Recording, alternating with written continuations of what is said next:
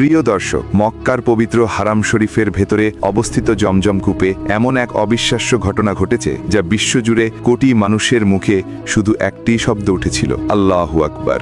বিজ্ঞানীরা যখন এই কূপের গভীরে প্রবেশ করলেন, তারা এমন কিছু দেখলেন যা মানব বুদ্ধির সীমাকে ছাড়িয়ে যায়। চলুন জেনে নেই আসলে কি ঘটেছিল সেই পবিত্র কূপের গভীরে। তবে শুরু করার আগে যদি আপনি একজন মুসলমান হয়ে থাকেন, তাহলে দয়া করে এই ভিডিওতে লাইক দিন এবং চ্যানেলটি সাবস্ক্রাইব করুন। আর আপনি কি কখনো জমজমের বরকতময় পানি পান করেছেন? কমেন্ট করে জানাতে পারেন।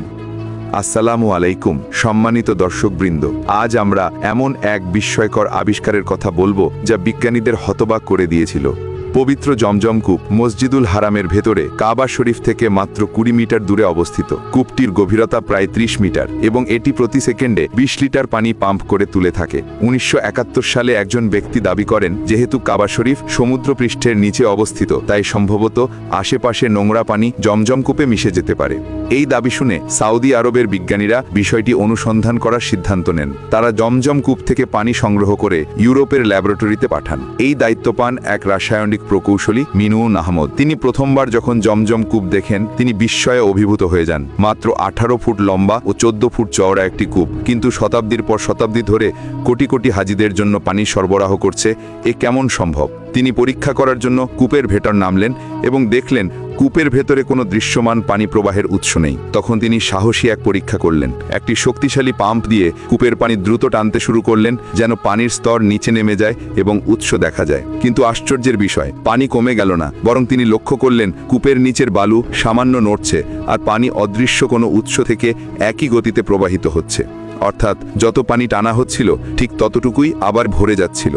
এরপর সংগৃহীত পানির নমুনা ইউরোপ ও সৌদি আরবে পরীক্ষার জন্য পাঠানো হলো। ফলাফল এলো, জমজমের পানি পৃথিবীর অন্য কোনো পানির মতো নয়। এতে রয়েছে উচ্চমাত্রার ক্যালসিয়াম ও ম্যাগনেসিয়াম সল্ট, যা ক্লান্ত হাজিদের শরীরে নব উদ্যম এনে দেয়। সবচেয়ে বিস্ময়কর বিষয় হলো, এই পানিতে রয়েছে প্রাকৃতিক ফ্লোরাইড যৌগ, যা জীবাণুনাশক হিসেবে কাজ করে।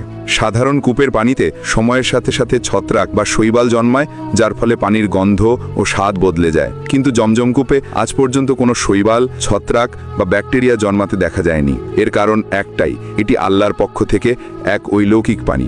কয়েক বছর পর বিজ্ঞানীরা আবারও কূপের গভীরে নামেন। তারা উন্নত মানের যন্ত্রপাতি ও ক্যামেরা নিয়ে নামেন, কিন্তু অবাক করার মতো ঘটনা ঘটে। তাদের কম্পাস কাজ করা বন্ধ করে দেয়। দিক নির্দেশ নির্ধারণটা অসম্ভব হয়ে পড়ে, যেন কূপের ভেতরে সময় থমকে গেছে। তারা যখন আরও গভীরে নামেন, তখন কূপের ভেতরে কিছু প্রাচীন বস্তু দেখতে পান। অদ্ভুত আকারের পাত্র, কিছু পুরনো মুদ্রা, এমনকি কিছু মার্বেল পাথর যাতে নাম খোদাই করা ছিল।